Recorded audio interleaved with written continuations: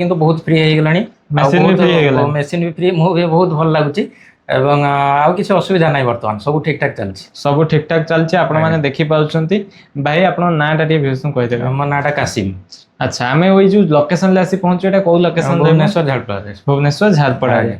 ଭାଇନା ତ 6 ମାସ ହେଲାଣି ବ୍ୟବସାୟ କରୁଛନ୍ତି। ଏବେ ଆମେ ପଚାରିବା ଭାଇ ଆପଣ ମେସିନ୍ ଟେ କୋଉଠୁ ଆଣିଥିଲେ? ମୁଁ ଗଣପତି ଏଣ୍ଟରପ୍ରାଇଜେସରୁ ଆଣିଥିଲି। ଗଣପତି ଏଣ୍ଟରପ୍ରାଇଜରୁ ଆଣିଥିଲେ। କେମିତି କଣ ଜାଣିଥିଲେ ଗଣପତି ବିଷୟରେ? ମୁଁ ୟୁଟ୍ୟୁବ ସର୍ଚ୍ଚ କରୁଥିଲି, ଦେଖୁଥିଲି କୋଉ କମ୍ପାନୀ ଭଲ କଣ, ତାପରେ ମୁଁ ଯେତେବେଳେ ୟୁଟ୍ୟୁବ ଦେଖିଲି, ଆଙ୍କର ସବୁ ରିଭ୍ୟୁ ଦେଖିଲି, ଦେଖିଲା ପରେ ତାଙ୍କୁ ଗଲି ଡାଇରେକ୍ଟ ଅଫିସ ମିଟ୍ କରିବା ପାଇଁ ଆଚ୍ଛା ଏବଂ ତାଙ୍କର ଗୋଡାଉନ୍ ଦେଖିଲି, ଅଫିସ ମିଟ୍ କଲି। ତାଙ୍କ ମ୍ୟାନେଜର ଯୋଉ ଅଛନ୍ତି ସୋନାଲି ମ୍ୟାମ୍, ତାଙ୍କ ସହିତ ମୁଁ ଡାଇରେକ୍ଟ କଥା ହେଲି।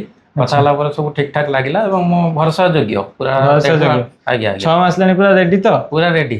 6 ମାସ ହେଲାଣି ଆରାମସେ ରେଡି ହେଇକି ବର୍ତ୍ତମାନ ବିଜନେସଟିକୁ ସେ ଚଲେଇଛନ୍ତି। ବହୁତ ବଢିଆ ଜିନିଷ ରହିଛି। ଆପଣ ମାନେ ବି ଚାହିଁଲେ ନିହାତି ଭାବରେ ବିଜନେସଟିକୁ ଚଲେଇ ପାରିବେ। ଘରେ ରହିବା ବଦଳରେ 2 ପଇସା କମେଇବା ନିହାତି ଆପଣ ମାନେ